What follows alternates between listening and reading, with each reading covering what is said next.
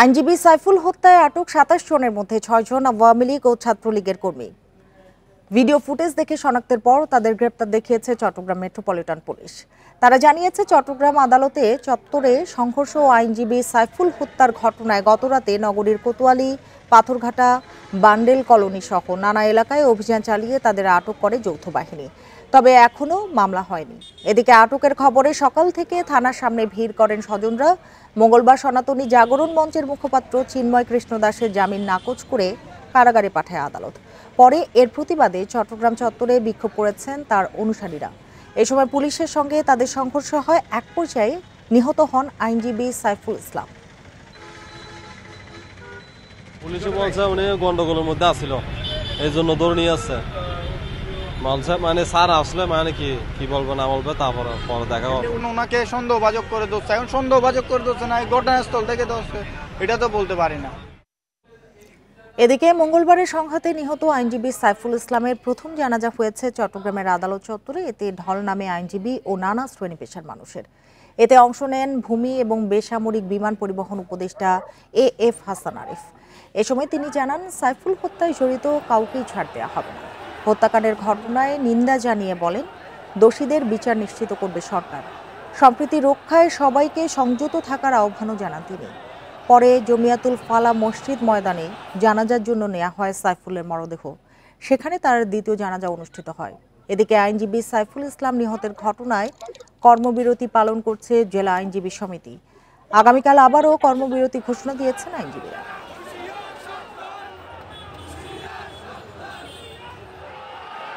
আমরা স্টিলের মতো শক্ত থাকবো, পাথরের মতো শক্ত থাকবো, যাতে আগামী যে কোনো প্রচেষ্টা এই বিপ্লবকে, এই গণ অভ্যুত্থানকে ব্যর্থ করার জন্য যে করে থাকুক, যে অঙ্গনারী করে থাকুক, সেগুলো আমরা প্রতিহত করব। আইনজীবী সাইফুল ইসলামের জানাজা ও আইন শৃঙ্খলা পরিস্থিতি নিয়ে জানাতে চট্টগ্রাম থেকে যোগ দেবেন সহকর্মী আলমগীর সবুজ। সবুজ, শুরুতেই বলবেন যে তৃতীয় জানাজাটি কখন নাগাদ হবে আর দাফন সম্পর্কে কি জানতে পেরেছেন, কারা উপস্থিত আছেন এই মুহূর্তে?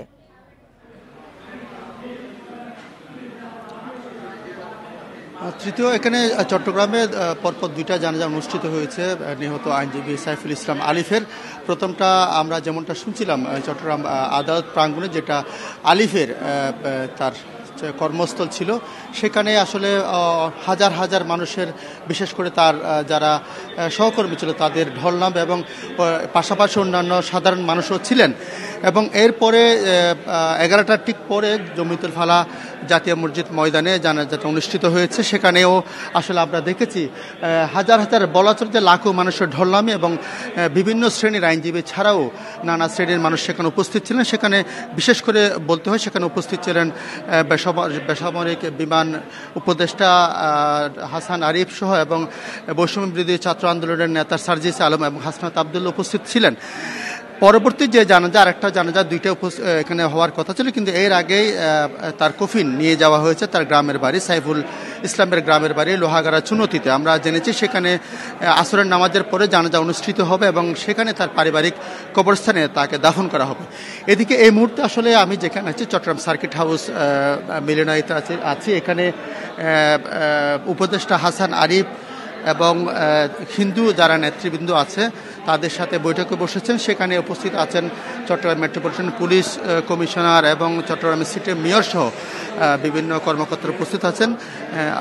আমি যদি একটু দেখানোর চেষ্টা করি, এই মুহূর্তে এখানে মিটিংটা চলছে। হাসান আরিফের সাথে হিন্দু নেতৃবৃন্দের যে মিটিং চলছে, তারা তাদের অবস্থান পরিষ্কার করছেন। আমি যদি একটু দেখানোর চেষ্টা করি, এখানে হিন্দু নেতৃবৃন্দ যারা আছে তারা তাদের তরফ থেকে কিভাবে সমস্যার সমাধান করা যায় সেগুলি তুলে ধরছেন। পাশাপাশি উপদেষ্টা এবং নেতৃবৃন্দ তাদের বক্তব্য শুনছেন।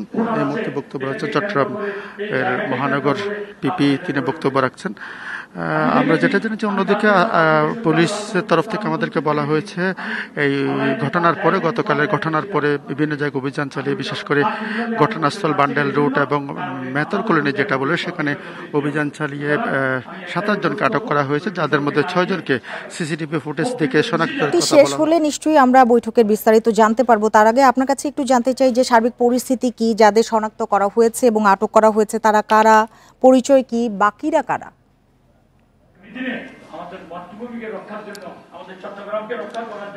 পুলিশের তরফ থেকে আমাদের যে বলা হয়েছে যে 6 জনকে তারা শনাক্ত করেছে, তাদের সিসিটিভি ফুটেজ দেখে তাদেরকে শনাক্তের কথা বলা হয়েছে। অন্যদিকে বাকি যারা 21 জন আছে আমাদেরকে বলা হয়েছে তাদেরকে সন্দেহজনক এবং নানা তথ্যের ভিত্তিতে তাদেরকে আটক করা হয়েছে এবং তাদেরকে যাচাই বাছাই করা হচ্ছে বলে আমাদেরকে জানিয়েছেন। অন্যদিকে তাদের স্বজনরা আমাদের কাছে, আমরা দেখেছি কোতোয়ালি থানার সামনে তারা জড়ো হয়েছেন, তারা আমাদেরকে জানিয়েছেন তারা নির্দোষ বলে দাবি করছে, কিন্তু পুলিশের তরফ থেকে বলা হয়েছে কোনো নির্দোষ ব্যক্তিকে তারা সেখানে রাখবে না, তারা যাচাই বাছাই করছে এবং যারা সিসিটিভি ফুটেজ দেখে তাদের শনাক্ত হয় তারা ছাড়াও অন্যভাবে কোনো সম্পৃক্ততা আছে কিনা না ধরনের সিসিটিভি ফুটেজ তারা সংগ্রহ করেছে, সেগুলি যাচাই বাছাই চলছে বলে আমাদেরকে পুলিশ জানিয়েছেন।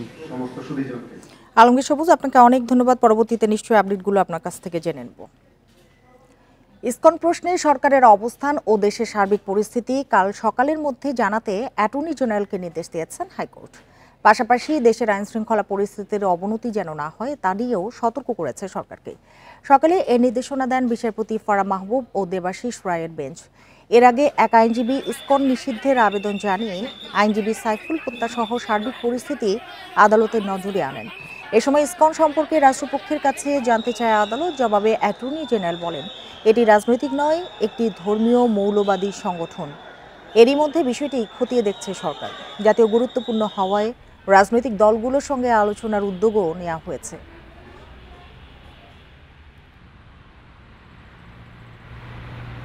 এটা অনাকাঙ্ক্ষিত ঘটনা। এই ঘটনা একটি ক্রিমিনাল অফেন্স। সরকার গুরুত্ব সহকারে এই ঘটনাটিকে দেখছেন এবং এইটার যথাযথ আইনি পদক্ষেপ সরকার নেবেন। জিয়া চ্যারিটেবল ট্রাস্ট দুর্নীতি মামলা থেকে বিএনপি চেয়ারপারসন বেগম খালেদা জিয়া সহ সব অভিযুক্তকে খালাস দিয়েছে হাইকোর্ট। দুপুরে এ রায় দেন বিচারপতি AK-M আসাদুজ্জামান ও বিচারপতি সৈয়দ এনায়েত হোসেনের বেঞ্চ। এ সময় আসামি পক্ষের আইনজীবীরা জানান, এই মামলার কোনো সাক্ষী খালেদা জিয়ার ক্ষমতা অপব্যবহার করে অর্থ আত্মসাতের কথা বলেননি। মামলাটির আইনগত ভিত্তি না থাকার পরও রাজনৈতিক উদ্দেশ্যে সাজা দেওয়া হয়েছে। বিচারিক আদালতে নিজেকে নির্দোষ দাবি করে খালেদা জিয়ার দেয়া জবানবন্দি হাইকোর্টের রায়ে সত্যি প্রমাণ হয়েছে বলেও জানান তার আইনজীবীরা। 2018 সালের অক্টোবরে জিয়া চ্যারিটেবল ট্রাস্ট দুর্নীতি মামলায় বিএনপি চেয়ারপারসন খালেদা জিয়াকে 7 বছরের কারাদণ্ড দেওয়া হয়। একই সঙ্গে অন্য 3 আসামিকেও এ সাজা দেয় আদালত।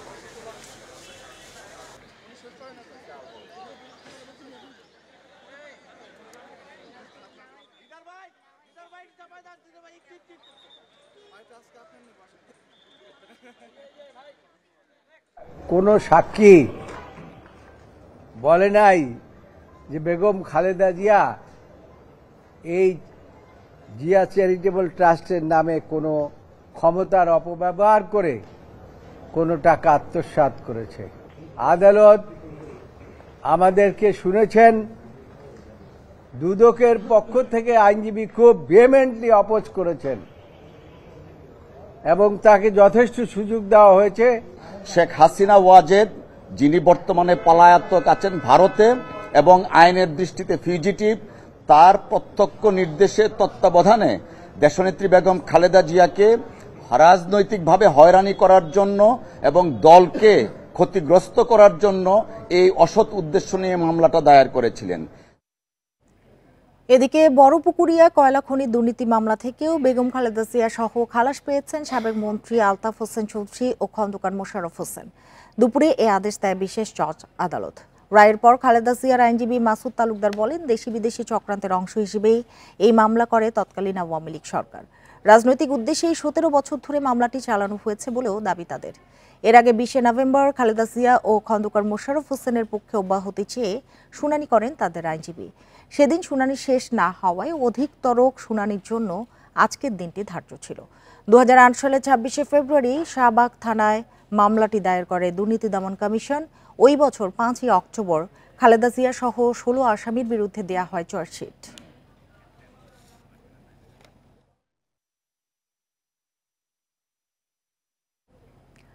জিয়া চ্যারিটেবল ট্রাস্ট দুর্নীতি মামলায় বিএনপি চেয়ারপারসন খালেদা জিয়া সহ সব অভিযুক্তকে খালাস দিয়েছে হাইকোর্ট।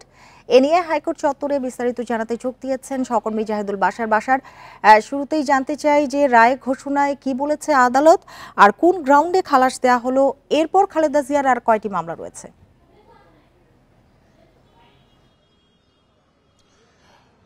দেখুন, ধন্যবাদ আপনাকে। খালেদা জিয়ার বিরুদ্ধে সবচেয়ে বড় যে দুটি মামলা ছিল এবং যেই দুই মামলায় সাজাপ্রাপ্ত হয়ে তিনি জেল খেটেছেন এবং গুলশানের বাসায় একরকম সরকারের শর্ত আরোপ করে তাকে মুক্তি দেওয়া হয়েছিল, একরকম বন্দী জীবন হয়েছিলেন তিনি, সব মিলিয়ে সেই দুটি মামলায় এর আগে গত 11 নভেম্বর আমরা দেখছি যে জিয়া অরফানেজ ট্রাস্ট মামলায় তার সাজা স্থগিত করেছে আপিল বিভাগ এবং সেটার পরবর্তী শুনানি হবে আবার। আর দ্বিতীয় যে বিষয়টি হচ্ছে, আজকে আরেকটি মামলা ছিল জিয়া চ্যারিটেবল ট্রাস্ট, আপনি যেমনটা বলছিলেন, এই মামলায় খালেদা জিয়া সহ সবাইকে কিন্তু খালাস দেওয়া ছিল। দেখুন, গ্রাউন্ড একটি, সেটি হচ্ছে আইনজীবীরা বলেছেন যে এই মামলায় খালেদা জিয়ার বিরুদ্ধে মূলত চ্যারিটেবল ট্রাস্ট মামলায় যে 3,15,00,000 টাকার যেই অর্থ আত্মসাতের যে অভিযোগ আনা হয়েছিল, দুদকের আইনজীবী বলছেন যে যেই তথ্য প্রমাণ যা রয়েছে সেখানে খালেদা জিয়া ক্ষমতার অপব্যবহার করে এই ধরনের অর্থ আত্মসাৎ করেছেন বা তিনি ক্ষমতার অপব্যবহার করেছেন এমনটির কোনো প্রমাণ আসলে কিন্তু পাওয়া যায়নি। আর বিএনপির আইনজীবীরা সেই শুরু থেকেই বলছেন যে এটি একেবারে রাজনৈতিক মামলা। আজকে বিএনপির যারা সিনিয়র আইনজীবী যারা রয়েছেন, ব্যারিস্টার কায়সার কামাল, জয়নুল আবেদিন, সবাই কিন্তু একই কথা সেই শুরুর দিন থেকেই বলছেন যে মূলত এটি একটি রাজনৈতিক মামলা ছিল। একেবারে সাবেক প্রধানমন্ত্রী শেখ হাসিনার প্রত্যক্ষ নির্দেশনায় খালেদা জিয়াকে রাজনৈতিকভাবে হয়রানি করার জন্যই কিন্তু এই মামলায় তাকে অভিযুক্ত করা হয়েছে।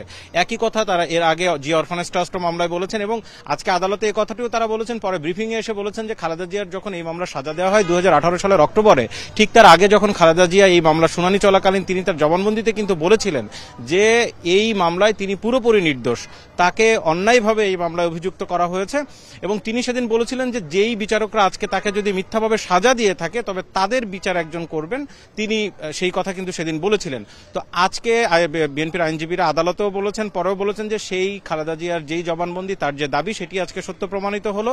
সর্বোচ্চ আদালত হাইকোর্ট কিন্তু আজকে খালেদা জিয়াকে এই মামলা থেকে পুরোপুরি খালাস দিয়ে দিয়েছেন। একই সাথে তার সাথে আরো যে 3 আসামি ছিলেন তাদেরকে কিন্তু খালাস দেওয়া হয়েছে। দেখুন, এই মামলার যদি আমরা আরেকটু পেছনে যাই সেক্ষেত্রে আমরা দেখতে পাবো 2018 সালে এই মামলার রায় হয়েছে এবং আরও একটি মামলা যে অরফানেজ ট্রাস্ট, তাকে 5 বছরের কারাদণ্ড দেওয়া হয়েছিল। জিয়া চ্যারিটেবল ট্রাস্ট মামলায় ছিল 7 বছর, জিয়া অরফানেজ ট্রাস্ট ছিল 5 বছর।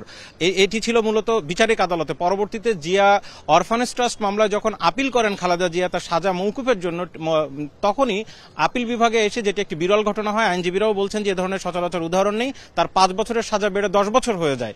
সব মিলিয়ে 17 বছরের সাজা কিন্তু খালেদা জিয়ার মাথায় ছিল। এখন যেটি দেখা যাচ্ছে যে সব মামলা থেকেই তিনি খালাস পাচ্ছেন, একই সাথে সাজা স্থগিত হয়ে গেছে। তবে এই যে দুই মামলা, জিয়া অরফানেজ ট্রাস্ট মামলা এবং জিয়া চ্যারিটেবল ট্রাস্ট মামলা, এই দুই মামলাতেই কিন্তু রাষ্ট্রপতি খালেদা জিয়ার সাজা আগেই মওকুফ করে দিয়েছেন। শেখ হাসিনা বিতাড়িত হন 5 আগস্ট। 6 আগস্ট কিন্তু বিভিন্ন রাজনৈতিক দলের অনুরোধে এবং বিভিন্ন সংগঠন কর্মকর্তাদের অনুরোধে রাষ্ট্রপতি কিন্তু পরবর্তীতে খালেদা জিয়াকে পুরোপুরি মওকুফ করে দেন। এখন প্রশ্ন হচ্ছে, মওকুফ করার পরেও তিনি তাহলে এই মামলা কেন আপিলে আবার আসলেন? খালেদা জিয়ার আইনজীবীরা বলছেন যে রাষ্ট্রপতি নির্বাহী আদেশে তাকে মওকুফ করেছেন, কিন্তু তিনি যে নির্দোষ, যেহেতু তাকে দোষী সাব্যস্ত করে রায় দেওয়া হয়েছিল, তাকে সাজা দেওয়া হয়েছিল, এখন তিনি যে নির্দোষ সেটি প্রমাণ রাষ্ট্রপতি পারেন না, সেটি আদালত থেকেই প্রমাণ করতে হয়। সুতরাং তিনি নিজেকে নির্দোষ প্রমাণ করতে আদালতে এসেছেন এবং আজকে তিনি খালাস পেয়েই আইনজীবীরা বলছেন তিনি যে নির্দোষ, তাকে অন্যায়ভাবে দেওয়া হয়েছিল সাজা, সেটা আইনের মাধ্যমে প্রমাণিত হলো। বাশার, আপনাকে অনেক ধন্যবাদ আমাদের সাথে যোগ দেওয়ার জন্য। আন্দোলন করে এক স্বৈরাচার হটানোর পর একইভাবে আবারও মিডিয়া নিয়ন্ত্রণের চেষ্টা চলছে বলে অভিযোগ করেছেন বিএনপি মহাসচিব মির্জা ফখরুল ইসলাম আলমগীর। এ সময় প্রথম আলো ডেইলি স্টার কার্যালয়ের সামনে নৈরাজ্যের তীব্র নিন্দাও জানান তিনি। বলেন, মত প্রকাশের স্বাধীনতা রক্ষা হলেই গণতন্ত্র ফিরবে। দুপুরে জাতীয় প্রেস ক্লাবে 90 স্বৈরাচার বিরোধী আন্দোলনে শহীদ ডাক্তার মিলনের স্মরণ সভায় এসব কথা বলেন ফখরুল। অন্তর্বর্তী সরকারের 3 মাস যেতে না যেতেই রাজপথে জনবিক্ষোভ শুরু হয়েছে জানিয়ে তিনি বলেন, আবারও হত্যা, রক্তপাত, জ্বালাও পোড়াও চলছে। এভাবে সাফল্য অর্জন অসম্ভব বলেও মনে করেন তিনি। তার অভিযোগ, কিছু দায়িত্বশীল ব্যক্তিও এ নৈরাজ্যে উস্কানি দিচ্ছেন, বিভাজনের পথ তৈরি করছেন। এ সময় দলের নেতাকর্মীদের ঐক্যবদ্ধ থাকার আহ্বানও জানান মির্জা ফখরুল।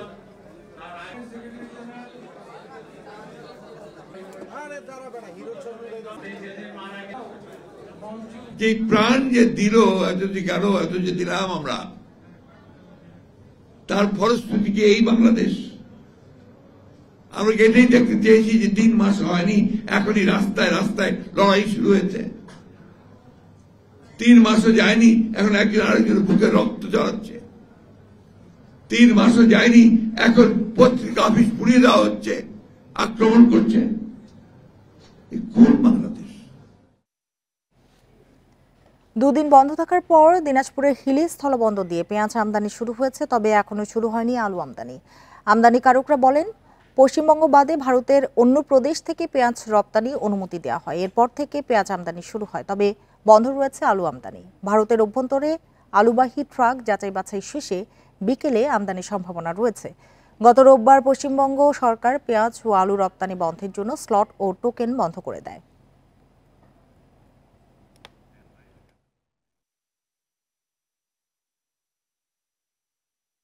বকেয়া বেতনের দাবিতে টানা দ্বিতীয় দিনের মতো সাভারের নবীনগর চন্দ্রা মহাসড়কে অবস্থান নিয়ে বিক্ষোভ করেছে একটি কারখানার শ্রমিকরা। সকাল থেকে ডিইপিজেড এর পুরাতন জোনের সামনে অবস্থান নেয় তারা। এ সময় আন্দোলনকারীরা জানায়, 4 বছর আগে দেশে করোনা মহামারী দেখা দিলে লেনি ফ্যাশন অ্যাপারেলস কারখানাটি বন্ধ করে দেয় মালিকপক্ষ। এ সময় 3 মাসের বকেয়া বেতন ও আর্ন লিভ সার্ভিস বেনিফিট বুঝিয়ে দেওয়া হয়নি। বারবার পাওনা পরিশোধের আশ্বাস দেওয়া হলেও তা না পাওয়ায় আন্দোলনে নেমেছেন তারা। শিল্প পুলিশ জানায়, মালিকপক্ষ ও শ্রমিকদের সাথে কথা বলে বিষয়টি সমাধানের চেষ্টা চলছে।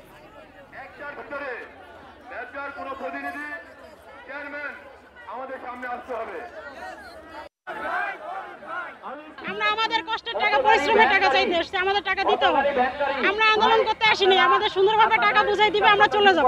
30 নভেম্বরের ভিতরে তারা টাকা দিবে, কিন্তু এখন তারা কোনো টাকা দিচ্ছে না। এখন বলতেছে আরো সময় যায়।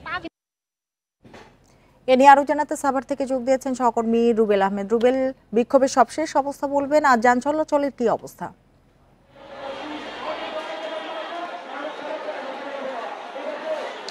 দেখুন, আমি এই মুহূর্তে দাঁড়িয়ে আছি আশুলিয়ার যে পুরাতন ইপিজেড রয়েছে সেই পুরাতন ইপিজেডের সামনে নবীনগর চন্দ্রা মহাসড়কে। আমরা খবরটিতে সংবাদে যেমনটি দেখাচ্ছিলাম যে ডিইপিজেডের পুরাতন জোনের যে লেনি ফ্যাশন এবং লেনি অ্যাপারেলস কারখানার যে শ্রমিকরা রয়েছেন তারা কিন্তু গতকাল সকাল থেকে এই পুরাতন ইপিজেডের সামনের মহাসড়কে কিন্তু তারা অবস্থান নিয়ে তাদের যে অবস্থান কর্মসূচি সেটি কিন্তু পালন করছেন, এবং মহাসড়কে তাদের এই অবস্থান কর্মসূচির কারণে কিন্তু এই সড়কটি অবরোধের মধ্যেও পড়েছে, যার কারণে আমরা দেখতে পেয়েছি এই মহাসড়ক দিয়ে কোনো ধরনের যানবাহন যেমন রাজধানীর ভেতরে প্রবেশ করতে পারছে না, ঠিক তেমনি কিন্তু কোনো ধরনের যানবাহন রাজধানীর থেকে উত্তরবঙ্গের উদ্দেশ্যে ছেড়ে যেতে পারছে না। তবে এই অংশটুকু পারি না দিয়ে আমরা কিন্তু দেখতে পেয়েছি যানবাহনগুলো উত্তরবঙ্গ থেকে যে যানবাহনগুলো মহাখালীর দিকে যাচ্ছে সে সকল যানবাহনগুলো কিন্তু গাজীপুরের চন্দ্রা হয়ে ভোগড়া দিয়ে কিন্তু ঢাকাতে প্রবেশ করছে, এবং মহাখালী থেকে যে যানবাহনগুলো উত্তরবঙ্গের উদ্দেশ্যে ছেড়ে যায় সেগুলোও কিন্তু গাজীপুর হয়ে যাচ্ছে। এবং ধামরাইয়ের ভিতর দিয়ে একটি আঞ্চলিক সড়ক রয়েছে, সেই সড়ক ব্যবহার করে কিন্তু উত্তরবঙ্গ থেকে এবং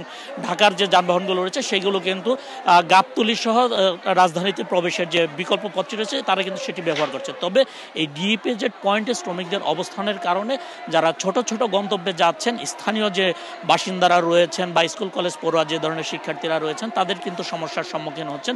তাদের কিন্তু যাতায়াত করতে হচ্ছে অটো রিক্সা দিয়ে, ভেঙে ভেঙে, অনেকে কিন্তু হেঁটেও কিন্তু তাদের গন্তব্যে যাওয়ার জন্য চেষ্টা করছেন। দূরপাল্লার যে যাত্রীরা রয়েছেন তারা কিন্তু বিকল্প পথ ব্যবহার করছেন রাজধানীতে ঢোকার জন্য, সেক্ষেত্রে তাদের সময় বেশি লাগছে, তবে তাদের তেমন কিন্তু ভোগান্তি হচ্ছে না। এবং যে শ্রমিকরা এখানে অবস্থান নিয়েছেন এই শ্রমিকদের সাথে আমরা কথা বলার চেষ্টা করেছি, তারা বলছেন কোভিডের সময় এই লেনি ফ্যাশন এবং লেনি অ্যাপারেলস কারখানাটি কর্তৃপক্ষ বন্ধ করে দিয়েছে। এরপরে শ্রমিকদের যে বকেয়া পাওনাদি রয়েছে সেটি কিন্তু বারবার ব্যবসা কর্তৃপক্ষ কিন্তু পরিশোধের আশ্বাস দিল, সেটি কিন্তু কোনো সুরাহা হয়নি, যার কারণে এই 7,500 শ্রমিকরা অনেকটা বাধ্য হয়ে তাদের যে পাওনা রয়েছে সেই পাওনা পরিশোধের দাবিতে সড়কে অবস্থান করছেন। তারা বলছেন তাদের ন্যায্য পাওনা তারা যতক্ষণ পর্যন্ত না পাবে ততক্ষণ পর্যন্ত তারা তাদের অবস্থান কর্মসূচি চালিয়ে যাবেন বলে শ্রমিকদের পক্ষ থেকে ঘোষণা দেওয়া হয়েছে।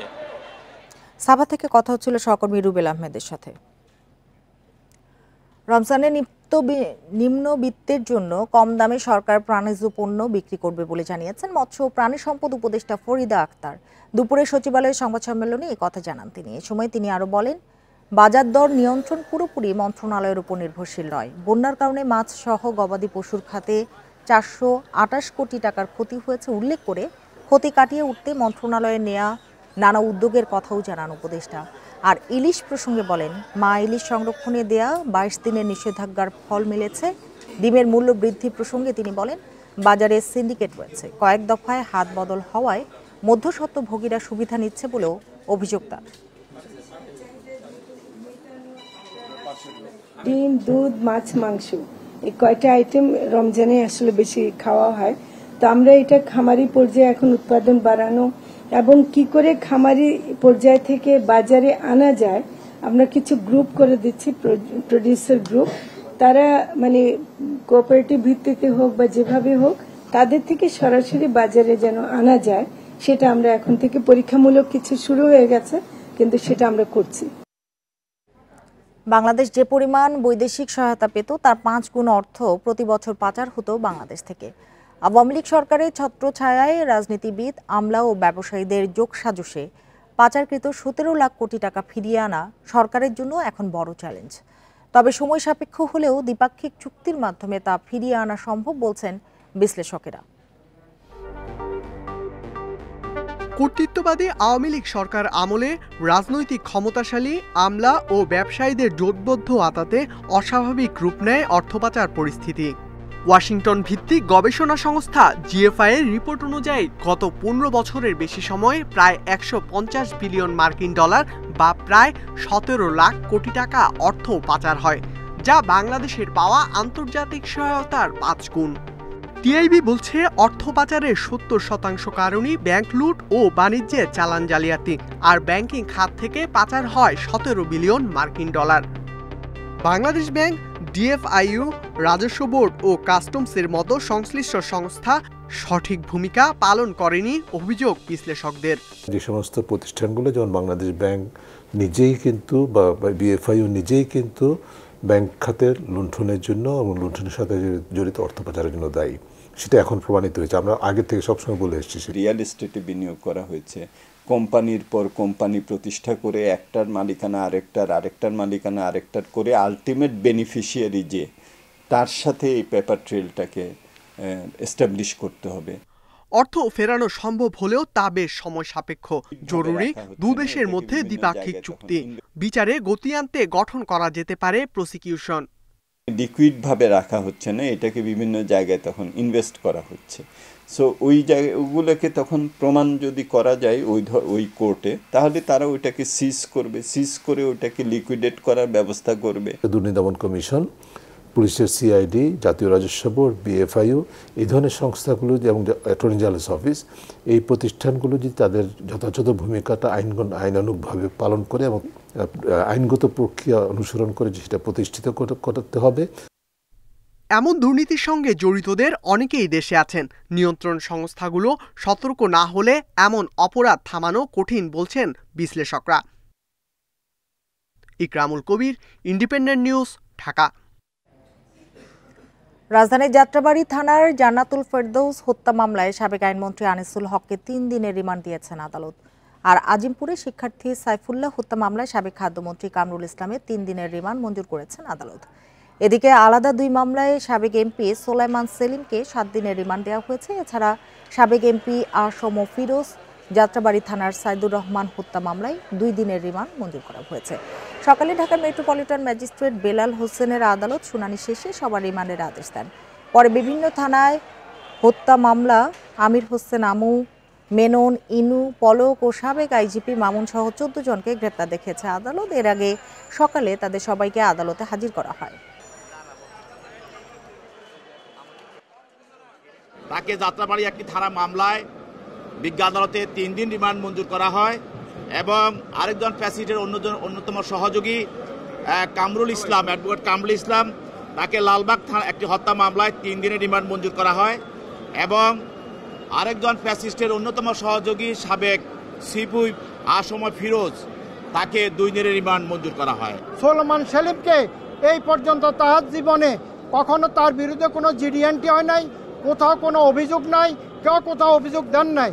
যেহেতু এই সমস্ত মামলায় তার কোনো সংশ্লিষ্টতা নাই এবং মামলার এজাহারে তার বিরুদ্ধে কোনো সুনির্দিষ্ট কোনো অভিযোগ নাই, রিমান্ড পেয়ার অভিযোগ নাই। শহীদ ডাক্তার মিলন দিবস আজ। তার 34তম মৃত্যুবার্ষিকীতে ঢাকা বিশ্ববিদ্যালয়ের মিলন স্মৃতি ফলকে শ্রদ্ধা জানিয়েছেন স্বজন ও নানা রাজনৈতিক সামাজিক সংগঠন। স্বৈরশাসক হুসেন মোহাম্মদ এরশাদের শাসনামলে 1990 সালের এই দিনে সরকার বিরোধী আন্দোলনের এক পর্যায়ে গুলিতে প্রাণ দেন চিকিৎসক নেতা ডাক্তার শামসুল আলম খান মিলন। টিএসসি এলাকায় তার আত্মত্যাগের মধ্য দিয়ে বেগবান হয় স্বৈরাচার বিরোধী গণ আন্দোলন, পতন হয় স্বৈরশাসক এরশাদের। দিনটি স্মরণে সকালে ডাক্তার মিলনের স্মৃতিফলকে শ্রদ্ধা জানায় ডক্টরস অ্যাসোসিয়েশন অব বাংলাদেশ, মিলন সংসদ ও তার স্বজনরা। এ সময় তারা বলেন 90-এ গণ আন্দোলনের মতোই 24-এ পতন হয়েছে আরেক স্বৈরশাসক শেখ হাসিনার। এবার শোষণমুক্ত সমাজ ও গণতন্ত্র প্রতিষ্ঠার আহ্বান তাদের।